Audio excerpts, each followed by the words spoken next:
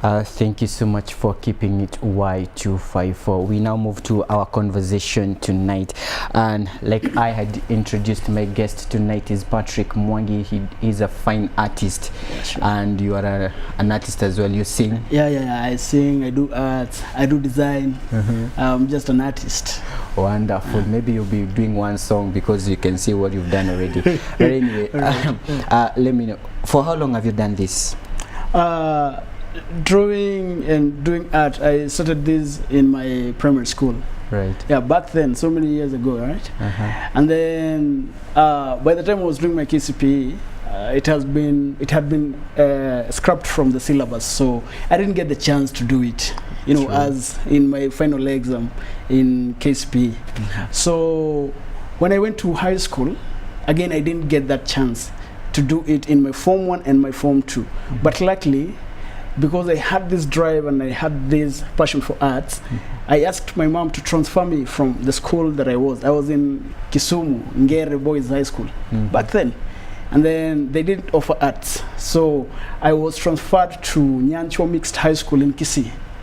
There I went and I found art was being taught. And luckily, I managed to be one of the best artists within the institution. So in my KCSE, I did it and I passed so well.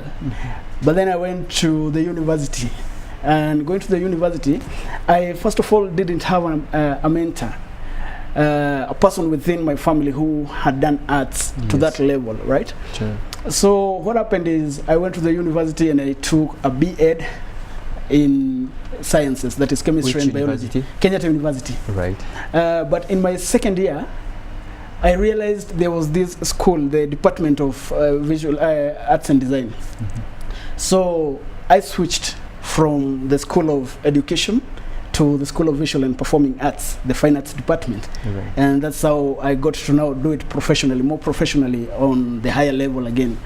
Yeah, that's why I'm here and doing it the way I'm doing it right now, right? Yeah, so in primary school, this was the I remember this lesson, this subject, art and craft. Art and craft, that was right? The thing. Yeah. So art, craft, apart and music. from now being the information of this, kids instilled in you while in school, you had that talent. Yeah. And first of all, rest in peace, Njoroge. This is the guy who introduced me to art.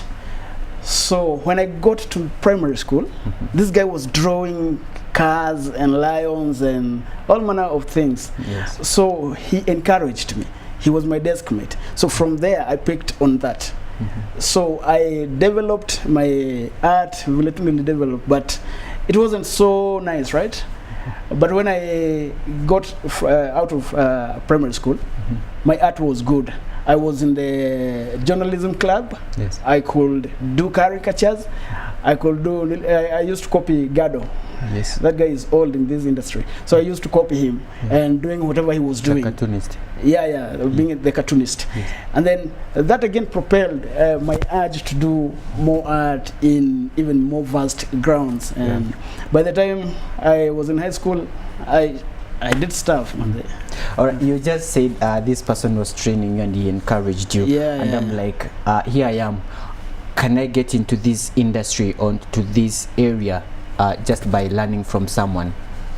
Yeah, for me, I learned from someone. Yeah. Right. So you can attribute to your inborn ability to draw or to design something. Maybe I think there is that innate possibility. Maybe let me put it that way. Yes. Everybody is born an artist. That's what I tend to believe in. Because when you were a kid, you used to do things with those things that we used to, you build a house. You know, that's part of creativity. So, but this generation is not doing that. At least for us, we had an opportunity to do stuff. We even built the balls, the footballs, right? True. Yeah. This generation everything is bought from the supermarket. They don't improvise. The creativity part of it, part of these kids growing up, is so much hindered and hampered by technology. Yes. So their lives have been isn't so much. It's so simplified, and I think it's that time we got back to our roots. Let's get back there and let's build those balls. Let's build those cars. Let's race. Yeah. You know, instead of being somewhere on the computer, you're just doing the computer games and stuff. You know?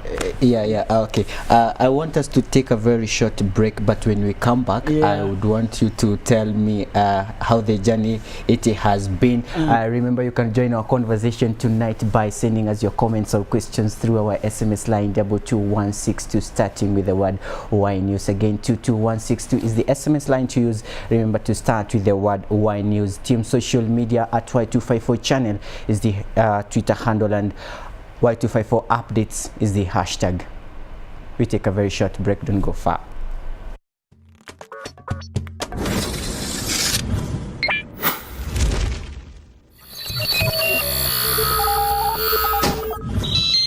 Y254. Imagine.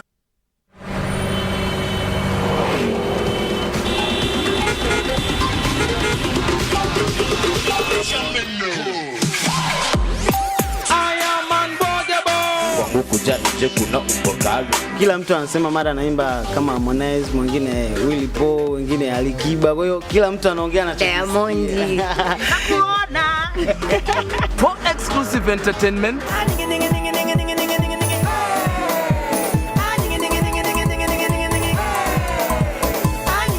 join me for Limboko Annie, Feline Adisa. on Karaoke Live. See you Wednesday. Nibishepete kidoleni waonyeshe mini wako kama sikutoshimie ai iachilie mafisi. Tumemwaga unga.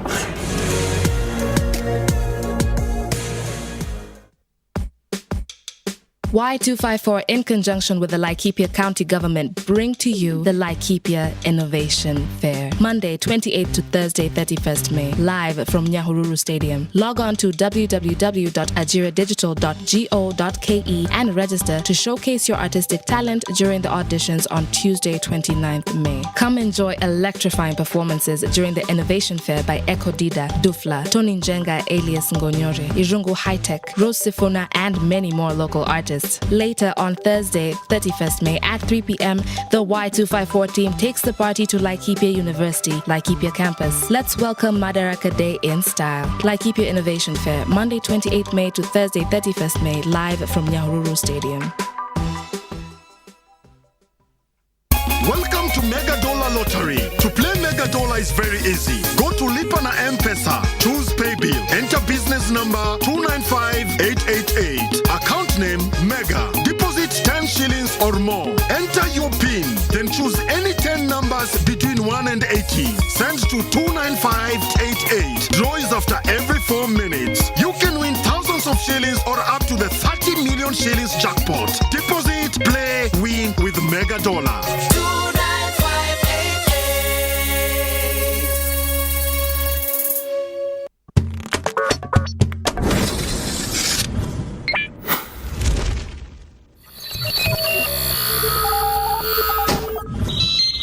Y254.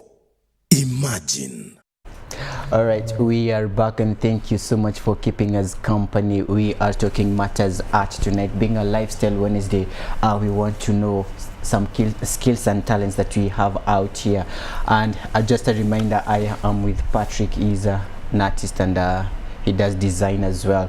So you just explained how you began this thing, so I need to hear your journey when you ulianza kuchora to coming to the market. How has it been? Oh, well, when I started drawing now, making it commercial, it was at the point that I needed money. And there wasn't employment, and I didn't have an education. So I had to use whatever I had for me to be able to make my living, right? So by the time I'm deciding to do arts in the university, it's because for me it was a need to explore myself, explore my talents, and realize myself within the creative field. Right. So by the time I'm starting now making huge commercial pieces, it's after I've indulged with the system, that is the Kenyatta University, and doing so many pieces to be exhibited at the end of the semester. And I'm telling you, there were so many pieces to be exhibited at the end of the semester that never made any sales. Yeah. You know, but with time, I learned my trade and I learned my style. If today, I thank God so much because I've been nominated in awards, and my art has also won awards. Yes. And all this I attribute to the university and that association with other artists. You know, being part of Kenya National Visual Artists Association, that is KNVAA, led by Momanyi Naftal, we have been able to at least make some baby steps within the arts market to try and cleanse our market, because our market currently, as it is constituted, it is not regulated. The government has just left it, so that you find Chinese artists just flocking and filling up our market, so that as an artist, when I do a piece, a live piece, it's not bought anymore because Chinese stuff has just got into the market. I should think that should be an opportunity for you to game up your style. It's an opportunity. Chinese are producing using machines. Yes. Machine-generated art that even has texture. Right. Right? Yes. Now, you can compete with such a guy because you're using freehand. Yeah, for me, it's freehand, right? Yes. Freehand. He's using the machine to print that, and it even has the texture. Yes. And that has killed our market. Our market is just, right now we're just surviving by the grace of God. Yes. Yeah, because you have to create that market for yourself, because the government is not regulating this. Yeah. And that has killed a lot of hope within the arts field. Yes. Today, so many artists are neglecting art and going for other businesses. Yes. Most of them are selling eggs and chicken, Yes. Now, knowing that you're in this field, kuna Chinese and other people that are drawing, and drawing is like with everyone, only that it gets to some point where you become smart. Now, what makes your art to stand out? Why do you think you are unique in your own way? As I explained earlier, through my indulgence with other artists and the academic part of arts, I came to realize that those artists who make sales within the arts are those artists who have their own styles. Yes. So for me, it took me so long. I told you that all the pieces I used to do during my stay in the campus, I never sold any of them. Yes. But when I got out, that urge to wanting me to create a piece that I can sell, brought so much within me that I had to rebuild myself. I had to get a style. I had to be me. Yes. I had to stop copying other people. So with time, I developed my style. My style today has sold. My pieces are in America, and I'm so glad for that. Some pieces are winning awards. Like on Saturday, on 26th, I won an award with one piece that is called. It's titled "Uncomfortable Conversations." Yes. It's talking about those concepts that govern us as human beings. Those things that we tend to fear talking about, yet they are affecting us within our own societies. Yeah. So that's the kind of art today I'm doing. It's conceptual art, getting the concepts and then interpreting them on the canvas and then using my style. Yes. And that is the style that is selling, and that is the style that actually won that award. Yeah. Yeah, and then the interpretation of the concept. Yes. Yeah. And now that your arts are in commercial, now do you get a guest or a client who comes to you and say, I want you to draw me, or this is a person I want you to draw, or this a structure I want you to draw? And then if that is what they come for, now do you have other things that maybe you do and you just sell just like that? For me, art as business, to me, because I live art, that's what I've lived doing. That's what pays for my everything. Yeah. I've had clients who come regularly, and I have had clients who call me for a project. Like there is one woman, one mama. She's called Zora. She's an Indian. Yes. So she organizes events. So she had this one of the gods that was to be painted, to be given color, because he was just carved. So for me, getting such a job, doing such kind of job, for me is a plus. And then I also have people who like the schools that I do mural for, you know, the companies that want my art to hang them in their or corridors. Like art today, it's good for me. I thank God. I really thank God because it's paying. I have these clients who come and go. I have so many clients who will want to be drawn, like these arts, these drawings here, charcoal and pencil. You know, so many guys who want to be drawn. Anytime I do a piece, I just upload it online. That is where my market is. I market my stuff online. Yeah, before it gets to the market, now maybe someone seated at home is wondering, yeah, I know how to draw, but then is this business profitable? How lucrative is it? If I get to it, like maybe you could give us a rough figure, like this one. Where do we stand?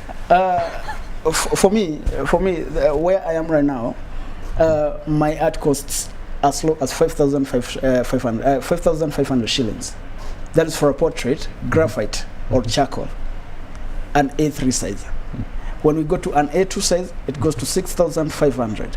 And I do very great work. You can see for yourself. You see the details. Like it's a job that I work on. I take my time. I dedicate it.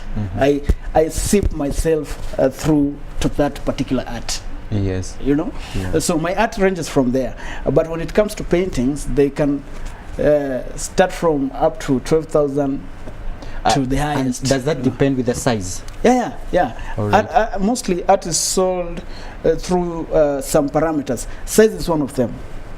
The concept is one of them. That is the case study. Whatever you've drawn is again, and then the medium, whether it's maybe it's a painting. So you've used paints, the canvas and stuff, and then they are charcoal. You know, those are different mediums. So they also affect the costing of this art differently.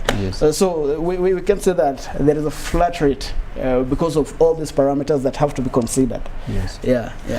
Now comparing arts for drawing and photography camera, now how is the perception out here? How is the reception, that is? How do people receive people who draw and the other now in your area? How do they receive you? For me, most people will want an art piece. Why? Because somebody drew it, like conceptualized that idea and put it on the canvas, right? So there are these people who are so much into that which has been done through a hand by somebody, you know. And then there are those people who want photography, which is, you know, it doesn't take time, just take shots and print that and give them. But for the arts, most people who love art, it's because of that very aspect. It's been drawn by a person. You know, this is handmade stuff, and it goes a long way. It's better. It's not simplified. You know, you don't go through shortcuts like in photography. I'm not saying that photography is shortcut, because again, for you to be a good photographer, then you need to know how to handle the camera. You need to know how to balance the light and stuff. You know. I was afraid you will undermine my. No, I can't. I can't. You know, anyway, I can't undermine that. I know. Now, in the same line, in the photography line, we have a protection. If I take a picture of you, that's my art. You can't do anything with that picture without my consent. Now, what happens when it comes to now your drawing? You will write your name, right? But when I want to have it, I wanted to put it in another area or in my place or framing or anything. Will I interfere with your copyright issues? How do you protect your art? Currently, I think this market has been so free. So every time an artist, or not even an artist, even a photographer, anytime you take a photo and then you post it online, that means you're giving it to the public, essentially, right? That's why you're putting it there. Otherwise, if it were meant to be private, if you were to copyright that, then you need not to put it online.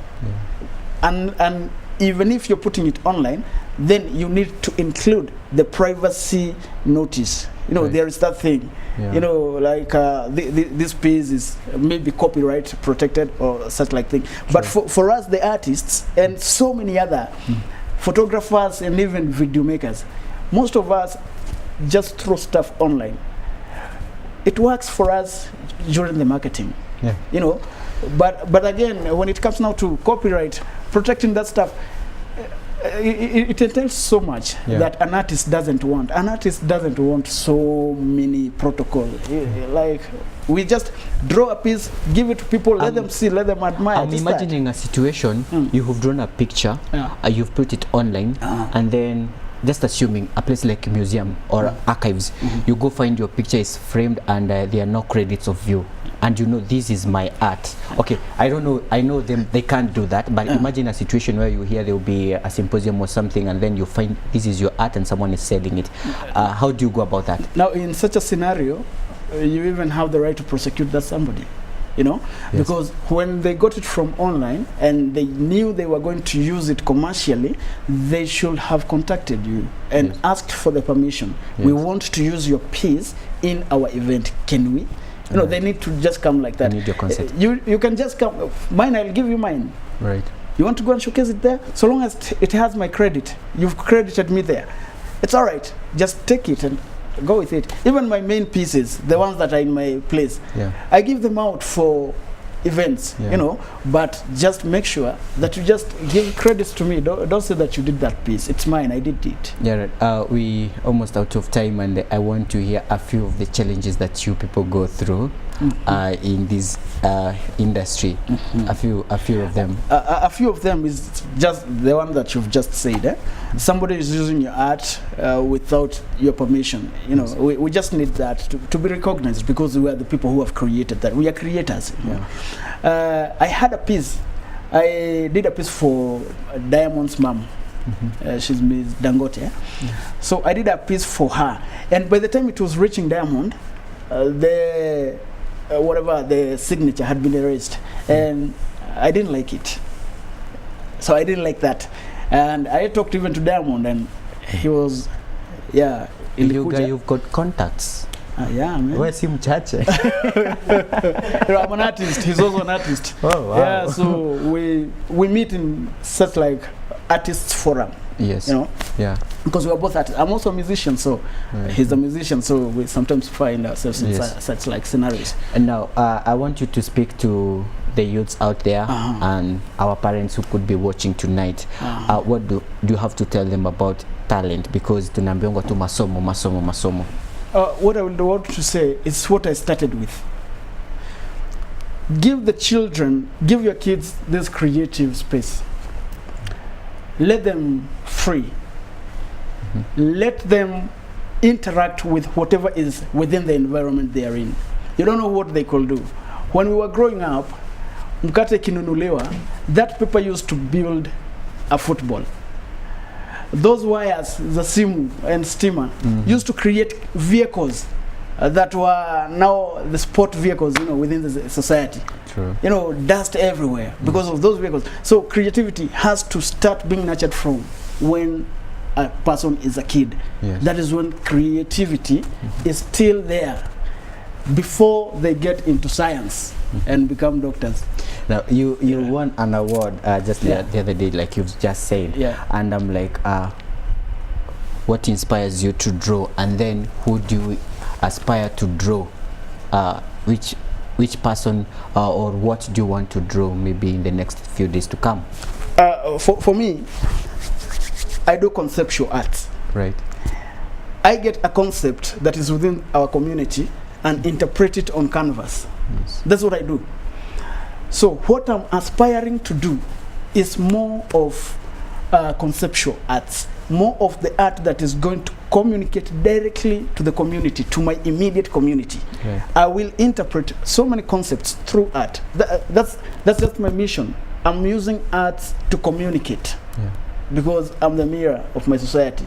So if I don't act that role, then every other thing I do will just be commercial and not something that is going to be serving the community. We have so many voices going around, but nobody is talking about that. You look at the uncomfortable conversation piece, for instance, that the one that won the award. It talks about us. It talks about our weakness. Yeah, as we wind up. Yeah. Yes. As I wind up, yeah. It talks about our weakness of wanting to hide things behind our backs, or rather our minds, and not talking them in public. Look at the issue of sexuality. Nobody talks about it. Parents are so meek. You mentioned that? Did you just mention that? Come here with that cane.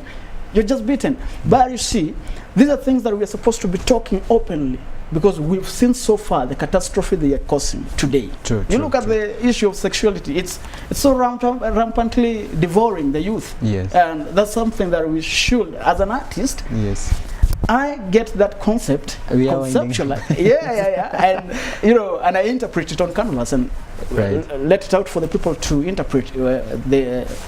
Yeah, it's very clear this conversation might not end anytime soon from now, but because we don't have time, we have to end it right there. Thank you so much, Patrick, for making time for Y254 and our audience, and back home, thank you so much for keeping us company. My name is Dereva Hillary. Have yourself a good night.